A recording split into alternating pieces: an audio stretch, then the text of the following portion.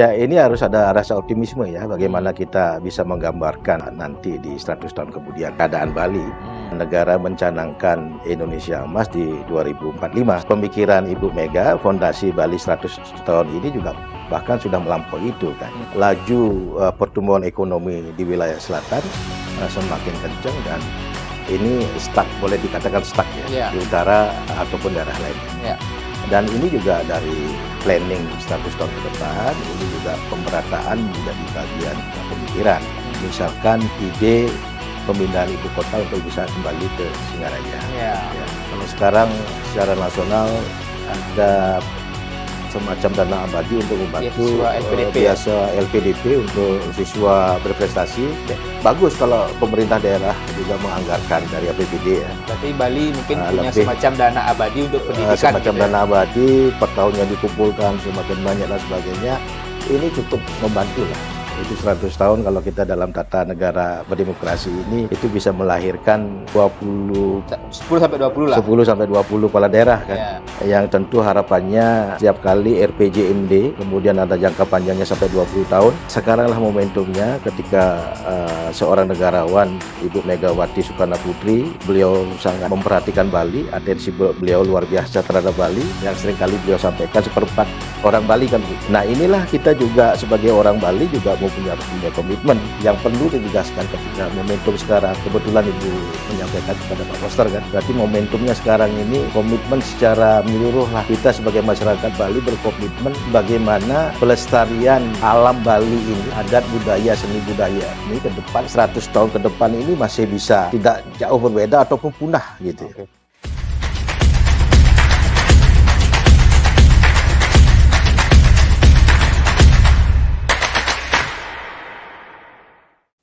Di penghujung masa jabatan periode pertama Gubernur Bali Wayan Koster, ada hal yang sangat strategis untuk Bali yang disiapkan, yakni konsep Bali masa depan, rancangan haluan pembangunan Bali 100 tahun Bali era baru.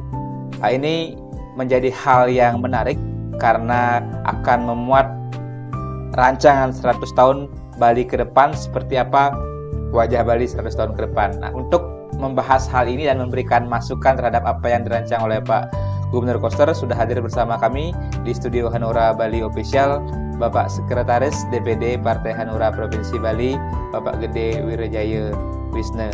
Swastiastu, Pak De. Om Swastiastu, Pak Yan. Ya, bagaimana kabar Pak De? Astungkari baik.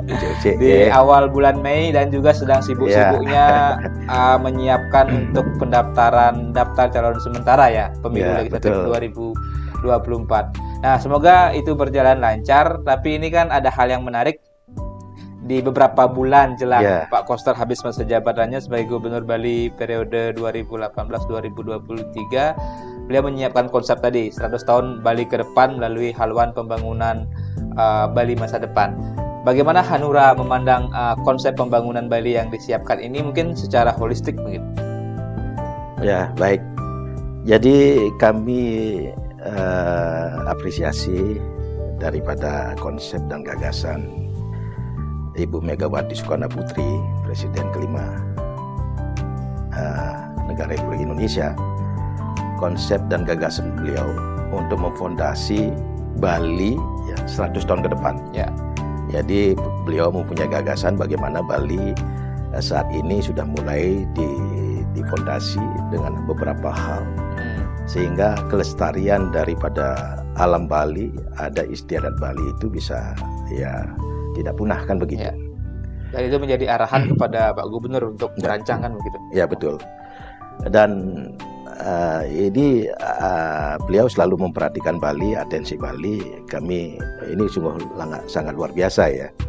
Beliau kan juga mempunyai memori yang indah terhadap Bali ya. Dia bercerita saat kecil ya, ketika Ayanda menjadi Presiden Republik Indonesia, berkeliling dari Denpasar tanpa Siring, melihat alam Bali, padi menguning dan sebagainya itu kan. Ini masih melekat dalam ingatan mereka, Ibu Mega kan gitu. Dan saat ini perhatian terhadap Bali itu tidak henti-hentinya beliau lakukan, termasuk dengan fenomena-fenomena kekinian.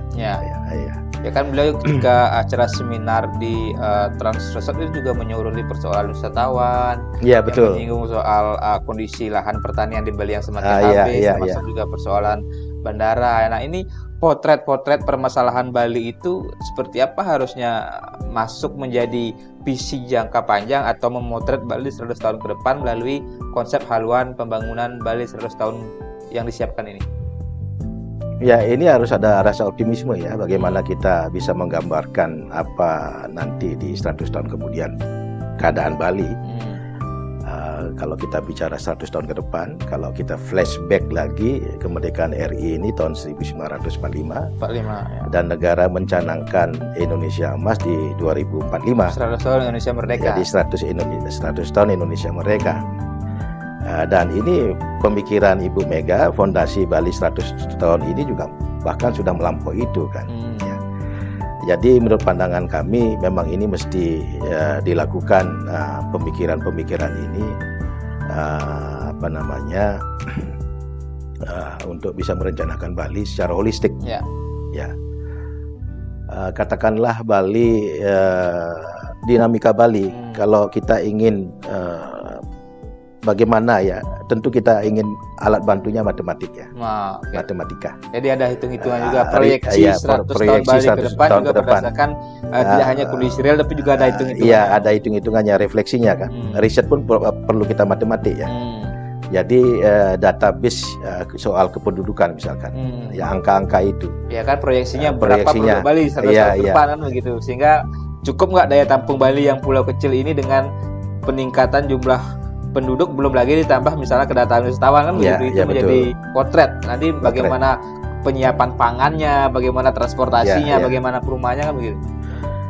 Iya betul. Bali mengandalkan pariwisata.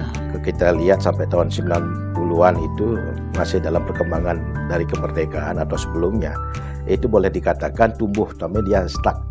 Kemudian ada lompatan teknologi yang membuat Bali ini globalisasi, semakin mudah dikenal, mudah dikenal, dan akselerasi daripada kunjungan pariwisata itu kan sangat signifikan. Kemudian terjadilah ada peristiwa bom Bali 2001, ya, kemudian recovery berhasil, dan kemudian ada Gering Agung COVID pandemi ini ya. Kemudian Astungkari juga recovery berhasil kan saat ini. Dan hal-hal inilah menjadi bagian daripada perhitungan ke depan. Jadi bukan nanti kita prediksi, asumsi kita bukan hanya berhitung dari deret hitung, tapi kita harus berhitung juga dengan deret ukur, lompatan-lompatan baik dari segi teknologinya yang sudah cukup berkembang, yang sangat mempengaruhi tatanan kehidupan masyarakat, bukan hanya di Indonesia, di Bali, ini seluruh dunia yang sangat dipengaruhi oleh lompatan-lompatan teknologi begitu. Nah, menyinggung tadi persoalan lahan ini kan menjadi permasalahan yang klasik, tapi juga ketika ada pembangunan otomatis juga seringkali mengorbankan lahan produktif begitu. Nah, betul. Ini kan menjadi catatan penting ketika yang disampaikan Ibu Mega kemarin, kemudian disusul juga oleh pernyataan pimpinan BRIN atau kepala BRIN gitu. Tapi persoalannya lahan di Bali ini tidak mungkin bertambah, tapi pembangunan pasti akan terus terjadi. Ini kira-kira bagaimana memproteksi, mungkin pandangan Hanura, Pak? Itu juga harus kita perhitungkan ya. Keinginan kita untuk ekonomi tumbuh. Kita secara nasional biasanya di atas pertumbuhan ekonomi nasional, di atas 5% sebelum COVID pandemi, 5% ke atas gitu ya. Selalu ada rata-rata pertumbuhan ekonomi nasional. Betul. Kemudian tentu dampaknya juga harus diperhitungkan bahwa tatanan sosial, tatanan yang lainnya itu akan sangat berdampak. Jadi maksudnya begini, tentu kalau kita melihat di Bali, ya, harapannya Bali ini dijaga kelestarian alamnya, kan gitu. Kemudian adat, budaya, ya, seni adat dan budayanya. Kemudian ketika ini tumbuh, kemudian dampaknya, sekarang pemerataan pembangunan kan belum merata ini ya, timpang ya. Masih di sektoral di daerah selatan yang pertumbuhannya cukup tinggi karena pariwisatanya. Kemudian ada pemikiran pemerataan pembangunan, Ya. Khususnya seluruh Bali ini, khususnya bagaimana juga ketimpangan yang cukup kelihatan antara utara selatan. Persoalan yang klasik yang dihadapi Bali tadi tersinggung adalah soal pemerataan pembangunan, Ya. ketimpangan pembangunan yang seperti Pak disampaikan juga tadi. Bagaimana konsep haluan pembangunan Bali 100 tahun ini sebenarnya mampu memotret kondisi itu dan memberikan solusi jangka pendek, jangka menengah maupun jangka panjang dalam 100 tahun ke depan untuk pemerataan pembangunan. Ya, konteks pemerataan pembangunan tentu kita harus mapping ya kekuatan potensial masing-masing daerah kabupaten kota di Bali ini, potensial yang masing-masing kabupaten kota yang dimiliki. Ya. Tentu kita harus mapping dulu, ya, harus kita lakukan kajian. Kalau kita lihat sekarang, ya, Bali Utara ini kan pasca pindahnya ibu kota tahun 1958 ke Denpasar. Ya, dari wilayah Bali Utara ke Denpasar gitu ya. Mulanya kan dari sana. Ya. Kemudian pusaran ekonomi ada di selatan. Ya, di Denpasar berpindah gitu. Ada bandaranya di sini yang kala itu mungkin cukup sederhana dan sekarang menjadi bandara yang internasional yang luar biasa secara teknologi dan juga dari arsitek. Dan ini cukup berkembang karena juga tourism di sini cukup berkembang juga. Dan ini pusaran ekonomi seperti yang podcast kita sebelumnya, ya, ini semakin timpang. Laju pertumbuhan ekonomi di wilayah selatan semakin kencang dan ini stuck, boleh dikatakan stuck ya, di utara ataupun daerah lainnya. Dan ini juga dari planning 100 tahun ke depan, ini juga pemerataan menjadi bagian pemikiran. Ya, bagaimana keseimbangan ekonomi ini terjadi. Ya, tentu ada pemikiran gagasan-gagasannya. Kalau kami di Hanura sebelumnya dalam podcast sudah menyampaikan persoalan misalkan ide pemindahan ibu kota untuk bisa kembali ke Singaraja. Ya. Salah satunya untuk memberikan simpul ekonomi baru, menumbuhkan simpul ekonomi baru. Hitung-hitungan kita waktu itu kalkulasinya bisa meningkatkan PAD dari 1 triliun sampai 1,5 sampai 2 triliun bahkan. Nah, dari hasil PAD, APBD kan sudah ada keseimbangan dari angka dengan selatan. Itu mungkin menjadi satu planning untuk dalam arti mengisi ruang Bali ini 100 tahun ke depan. Ya. Juga daerah yang lainnya, Bangli, Tabanan, dia akan memiliki potensi-potensi daerah itu yang harus digali, dikembangkan. Jadi secara ekonomi kita bisa mapping, kita bisa potret lah satu itu. Kemudian secara kalau kita bandingkan dengan negara luar ya terutama Eropa ini kalau kita melihat 50 tahun 100 tahun ya, ini cukup tidak ada perubahan secara fisik. Kotanya masih segitu-segitu saja. Ya kalau kita ke Eropa barangkali 30 tahun lalu, sekarang ke sana dari segi arsitek bangunan, dari tata ruang kota sama, tidak ada perubahan. Tapi kerangka secara sistem mereka selalu ada penyempurnaan, apalagi seiring dengan teknologi. Ya, khususnya mungkin konteksnya energi juga ada energi hijau, green energy, renewable energy, penyempurnaan kekinian itu. Tapi dari segi tata ruang kota misalkan kita tidak melihat signifikan perubahan.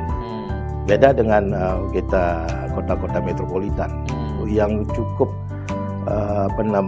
cepat berkembang ya. Nah ini yang salah satunya dikhawatirkan oleh Ibu Mega, pemikiran beliau jangan sampai Bali menjadi Hawaii gitu ya.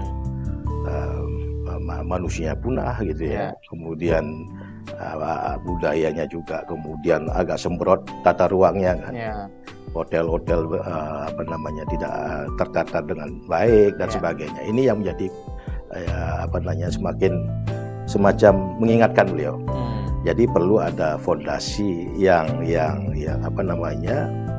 fondasi yang kokoh untuk bisa kita meneropong 100 tahun ke depan. Nah, kalau kita bicara 100 tahun ini di ketatanegaraan kita, pemilihan kepala daerah kan setiap 5 tahun. 5 tahun sekali gitu, berganti kepemimpinan kepala daerah. Berarti kan ada minimal pergantian sebanyak 10 kali. Kalau itu hanya 2 periode. Kalau hanya 2 periode, kalau 2 periode, kalau 1 periode bisa 20 kali. 20 kali. Ya. Nah, kalau seandainya kepala daerah itu punya visi yang berbeda, kan agak runyam ini. Ya. Jadi sekali ini perlu secara fondasi yang saatnya sekarang ini harus fondasi secara komprehensif dari segala bidang. RT RW kita, RT RWP Bali ya. Kemudian dari sektor energinya. Sekarang barangkali sektor energi tertumpu di selatan karena kebutuhannya selatan. Tapi harus ada titik-titik di utara gitu ya. Daerahnya luas, energi angin, energi surya. Kalau di sana berkembang berarti di sana nanti ada titik daripada pengembangan energi. Kemudian teknologi green energy juga dikembangkan kan gitu. Jadi tata ruang, kemudian kita akan bertanya ini 100 tahun ke depan apakah hanya tourism menjadi andalan ini ekonomi kita, sektor subsektor ekonominya gitu. Karena kan kalau kita bicara Bali, terbukti pariwisata sebenarnya memang menjadi penggerak ekonomi, tapi di sisi yang berbeda pariwisata sangat rentan. Isu COVID, isu misalnya isu tertentu atau isu terorisme sangat berdampak. Kemudian misalnya ketika ada Gunung Agung batuk-batuk saja sudah bandara ditutup. Pandemi kemarin hampir 3 tahun, 2-3 tahun kita sangat slow down, sangat jatuh. Itu pemikiran itu ekonomi Bali diversifikasinya seperti apa Pak? Walaupun sebenarnya Pak Koster, Pak Gubernur sudah punya konsep ekonomi kreatif Bali, tapi tinggal mungkin implementasi atau penyempurnaan atau sinkronisasi dengan kontrak 100 tahun ke depan kan seperti itu. Ya betul Pak Yan. Jadi Pulau Bali ini ya pulau unggulan lah ya. Branding kita kan di pariwisata. Kita destinasi seringkali nomor 1 di dunia kan. Cuman ke depan dari pengalaman-pengalaman yang tadi disebutkan, kan perlu memikirkan juga ketahanan daripada lahan hijau kita, ya kan. Kemudian membangkitkan dari sektoral lain pertanian, ini sangat urgent sekali. Ya ke depan tentu harus disupport dengan teknologi pertanian. Ya kita punya sistem subak yang sudah sangat terkenal, diakui dunia. Jadi itu dunia oleh UNESCO, di-maintain, dipelihara. Dan disupport nanti ke depan oleh teknologi pertanian kan begitu. Nah tentu ke depan ya ini kan keniscayaan lah bahwa perubahan lah yang abadi kan begitu. Jadi bagaimana kita meminimais pembangunan secara fisik gedung-gedung, hotel-hotel dan sebagainya. Nah inilah pertanian inilah yang harus dikembangkan dan itu juga mendorong sektor UMKM juga. Dari sektor pertanian dan bisa juga kemandirian kita dalam segi pangan kan. Kemudian industri yang muncul ke depan yang cocok barangkali untuk Bali dan tidak kontradiktif terhadap kebutuhan pariwisata Bali. Ya tidak dia artinya polutif, artinya limbah yang dimuncul pabrik-pabrik dan tapi yang saya rasa sangat ada korelasinya sangat menunjang adalah sektor pendidikan. Dan kita harusnya punya semacam industri software lah. Ya, sebagai kalau di Amerika itu di dalam di Silicon Valley. Ya, Silicon Valley. Nah, ini sangat mungkin. Ini saling menunjang dengan ini. Tidak merusak daripada eksistensi dari pariwisata itu. Ini perlu menjadi pemikiran. Bicara soal pendidikan tadi mumpung Pak Desinggung kan Pak De juga salah satu yang amat juga concern soal dunia pendidikan di Bali. Ketika kita bicara Bali 100 tahun ke depan kan tidak hanya kita bicara aspek budaya, adat, seni atau fisiknya atau tanah Bali, tapi kan sebenarnya core-nya adalah manusia Bali. ketika kita bicara manusia Bali adalah konteksnya kualitas SDM, Ya. daya saing kita. Apalagi ada beberapa hasil riset yang menunjukkan daya saing Bali ini masih tertinggal dibandingkan dengan bahkan daerah lain di Indonesia. Kita nggak bicara dengan luar negeri, tapi kita bicara dengan beberapa daerah di Indonesia saja kita masih tertinggal begitu daya saingnya, konteks daya saing kita. Nah, bagaimana mungkin menyiapkan SDM Bali ini dari sisi pendidikannya? Apakah harus disiapkan juga misalnya 100 tahun ke depan ada komitmen misalnya dana abadi untuk pendidikan gitu misalnya. Kalau di pusat kan ada LPDP yang menjadi semacam dana abadi untuk diberikan disalurkan kepada beasiswa. Nah, ini konteks itu seperti apa, Pak? Untuk Bali lah, untuk SDM Bali, pendidikannya. Untuk pendidikan Bali ya, dalam rangka menuju Indonesia Emas juga kita punya pemikiran Hanura Bali memang memandang sektor pendidikan ini sangat penting ya. Jadi melalui pendidikan inilah kita bisa bersaing secara global kan begitu. Nah, sistem pendidikan ini sudah harus disupport oleh pemerintah daerah. Ya. Kalau sekarang secara nasional ada semacam dana abadi untuk membantu beasiswa LPDP untuk siswa berprestasi baik di dalam maupun keluar negeri, baik di dalam ataupun keluar negeri untuk melanjutkan di strata 2 ataupun strata 3. Dan pola ini juga bagus kalau pemerintah daerah juga menganggarkan dari APBD ya. Berarti Bali mungkin punya semacam dana abadi untuk pendidikan semacam gitu dana abadi per tahunnya dikumpulkan semakin banyak dan sebagainya. Ini cukup membantu lah dalam mengirimkan SDM kita untuk nanti juga bisa sekembalinya itu juga bisa memberikan kontribusi terhadap pembangunan Bali kan. Nah, ini salah satunya pendidikan itu.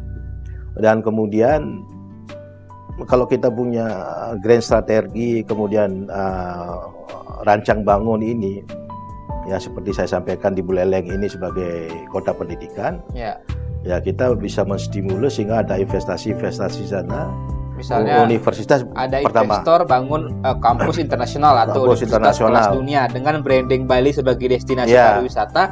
Mereka memadukan misalnya konsep pendidikan dengan konsep wisata atau edutourism misalnya. Artinya dibuat suatu kawasan khusus yang bisa menjadi mereka tidak hanya nyaman kuliah tapi bisa menikmati Bali kemana saja bisa gitu. Akses ke Bali kemana saja baik utara, timur maupun selatan. Apakah seperti itu, Pak? Ya, seperti itu yang kami rancang bangun, yang kami pikirkan ya untuk bisa itu terrealisasi ya. Tentu juga bukan hanya seperti itu. Kalau itu terjadi, tentu selulus daripada universitas mereka sudah ada industrinya. Ya kan begitu. Kalau industri software misalkan dibangun semacam Silicon Valley itu Valley yang di Amerika. Dan ini menjadi perhatian dunia juga kan begitu. Dan branding Bali satu untuk pariwisata dan juga untuk pendidikan.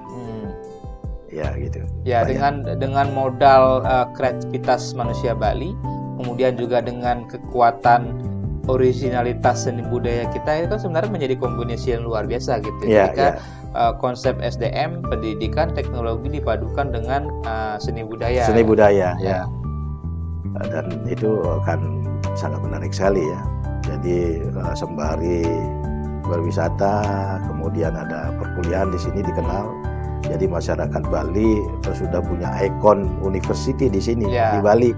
Jadi selama ini kan ada di beberapa daerah di Jawa orang Bali ingin misalkan sekolah di ITB, UI dan sebagainya. Tapi ke depan Bali juga punya ikon yang akan menjadi minat daripada mahasiswa luar Bali, bahkan dunia gitu, internasional. Di samping itu masyarakat Bali ya bisa di sini kuliahnya kan. Seperti dan itu, Pak, ya. Itu mungkin menjadi cikal bakal nyambung dengan positioning yang ingin dibangun oleh pemerintah, khususnya Kementerian BUMN dengan membangun rumah sakit nasional Bali International Hospital di Sanur. Bali menjadi destinasi health tourism atau medical tourism. Jadi dalam konteks pendidikan tadi kan tidak mungkin Bali menjadi destinasi tadi ada educational tourism gitu, artinya tempat kuliah sambil menikmati indahnya Bali kan begitu. Bali ya. Nah, kalau itu misalnya bisa dilakukan, apa mungkin yang harus disiapkan dalam konteks rencana haluan Bali 100 tahun ke depan ini oleh para pemimpin kita? Apa yang rancang bangun tadi, apa yang harus disiapkan sehingga memang itu bisa terjadi, Pak? Apakah misalnya dari sisi regulasinya, kemudian misalnya diberikan insentif kepada investor yang misalnya membangun universitas, atau diserahkan misalnya kepada orang-orang lokal kita yang konsisten dunia pendidikan, atau seperti apa? Ya, ini perlu juga pemikiran-pemikiran dari tokoh-tokoh visioner ya, dari segala aspek ya, dari pendidikan. Jadi dia bisa meneropong perkembangan teknologi ke depan, 20 tahun ke depan, 30 tahun ke depan. Juga dari sektor pertanian begitu, bagaimana teknologi pertanian untuk support, sehingga dia berkelanjutan gitu ya. Kemudian tata ruang yang disiapkan untuk 20-30 tahun ke depan. Jadi simulasi-simulasi itulah teropongan-teropongan itu melewat tokoh-tokoh visioner ini dari segala aspek ini untuk juga bisa membantu peneropongan Bali ke depannya. Apalagi 100 tahun ya. Ini kan nanti keniscayaan juga akan sangat perubahan itu ya, sangat abadi. Kemudian lompatan-lompatan teknologi terutama ini yang sangat berpengaruh sekali terhadap nanti kita melihat Bali ini ke depan. Tapi paling tidak itu dilandasi dari komitmen, dari fondasi bahwa untuk berkomitmen alam Bali, adat budaya Bali itu dilestarikan gitu. Nah, bagaimana itu tentu harus ada sedini mungkin sudah diatur lewat regulasi-regulasi. Walaupun dia berbeda, tentang renewable energy kita sudah ada, tentang desa adat kita sudah ada gitu. Kemudian juga kebijakan-kebijakan gubernur tentang pemakaian pakaian adat, ya kan, itu bagian dari melestarikan adat kita gitu. Dan kemudian lewat beberapa perda, pergub, ya, edaran dan sebagainya yang kita untuk mempertahankan adat budaya Bali ini. Jadi fondasinya dulu lewat regulasi yang seperti Pak Yan sampaikan tadi, sehingga apapun nanti bentuk perubahannya dia, frame-nya itu sudah ada, tergawangin gitu. Nanti di skala beberapa perubahan ini kan tidak akan menimbulkan efek yang lepas daripada konsep tadi gitu. Sebagai closing Pak, mungkin poin terakhir tadi kita singgung adalah soal komitmen, karena ketika bicara 100 tahun itu ke depan kan bukan waktu yang pendek sebenarnya.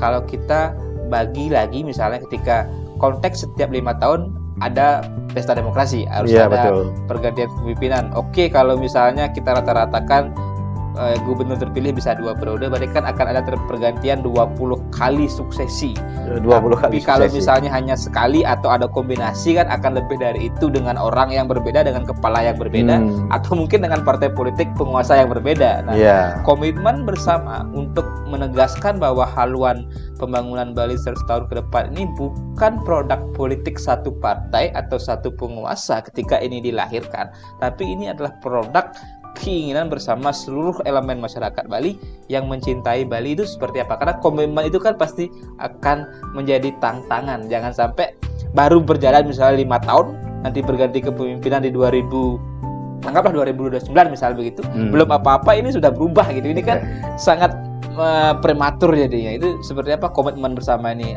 untuk menjadi visi kita bersama gitu, bukan hanya pemimpin atau satu partai. Ya betul, ini kalau kita bicara 100 tahun ini bukan tahun yang pendek ya. Itu 100 tahun kalau kita dalam tata negara berdemokrasi ini itu bisa melahirkan 10 sampai 20 kepala daerah kan. Yang tentu harapannya setiap kali RPJMD, rencana pembangunan jangka menengah daerah yang biasa disampaikan, kemudian ada jangka panjangnya sampai 20 tahun, rencana pembangunan jangka panjang daerah kan begitu, nasional. Dan sekaranglah momentumnya ketika seorang negarawan Ibu Megawati Soekarno Putri ya, beliau sangat memperhatikan Bali, atensi beliau luar biasa terhadap Bali, karena beliau juga berdarah Bali gitu ya, neneknya orang Bali dari Singaraja, yang seringkali beliau sampaikan 1/4 orang Bali kan begitu. Nah, inilah kita juga sebagai orang Bali juga harus punya komitmen ya. Kita apresiasi sikap dari Ibu Megawati kita juga harus terus melakukan pemikiran-pemikiran sehaluan dengan beliau di dalam rangka komitmen ini. Yang perlu ditegaskan ketika momentum sekarang, kebetulan Ibu menyampaikan kepada Pak Koster kan, berarti momentumnya sekarang ini komitmen secara menyeluruh lah. Kita sebagai masyarakat Bali berkomitmen bagaimana pelestarian alam Bali ini, ya, adat budaya, seni budaya ini ke depan 100 tahun ke depan ini masih bisa tidak jauh berbeda ataupun punah gitu. Dengan dilandasi oleh suatu kerangka sistem, ya, sistem yang secara komprehensif dari segala aspek disiplin ilmu. Karena tatanan bermasyarakat ini kan dari segala aspek. Ya. Membangun daerah itu bisa dari RT RW-nya, kita planning kan, tata ruang Bali, kemudian industrinya, kemudian sekali lagi dari kesehatan, dari pendidikannya. Ini semua aspek-aspek tersebut akan sangat mendukung dalam perkembangan Bali 100 tahun ke depan. Ya, jadi komitmen ini penting sekali Pak Yan, kita sebagai masyarakat Bali, dan momentumnya pada saat Gubernur Pak Koster ini ya. Mudah-mudahan ini berkesinambungan ya. Kita tidak mengharapkan setiap kali pergantian kepala daerah yang secara politis mungkin berbeda dan akan mengubah arah daripada yang terlalu yang terlalu berbeda kan. Ini yang tidak kita inginkan ke depan. Jadi komitmen ini perlu sekali untuk kelanggengan mencapai tujuan Bali itu istilahnya itu tetap ada yang Bali on the track, on the track di dalam kita menjaga Bali 100 tahun ke depan. Ya, kita sepakat bahwa siapapun pemimpinnya pasti tujuannya mulia untuk menjaga Bali. Visinya pasti sama, bagaimana Bali ini tetap kita rawat, kita lestarikan, seni, adat budayanya tetap lestari. Jadi apapun itu namanya, oleh siapapun itu diputuskan, ketika itu untuk kebaikan Bali, mari kita dukung bersama-sama. Karena 100 tahun Bali ke depan, kita tidak bisa membayangkan seperti apa wajah Bali, tapi minimal kita bisa mengupayakan bagaimana kita merawat dan menjaga Bali dengan komitmen kita bersama-sama terlepas dari perbedaan warna politik kan begitu Pak. Jadi Hanura sudah sangat luar biasa, sudah sangat bijak juga menyikapi persoalan ini, dan tentu Hanura akan mengawal, memberikan dukungan penuh dan mengawal, dan kita harapkan semoga ini rampung, apa yang menjadi tujuan kita bisa tercapai. Bali 100 tahun ke depan untuk kita tidak hanya wariskan, tapi kita ajak semua menjaga dan memberikan pemikiran-pemikiran untuk peningkatan dan untuk pembaharuan Bali era baru kalau bahasanya istilahnya. Dan terima kasih Pak Deh.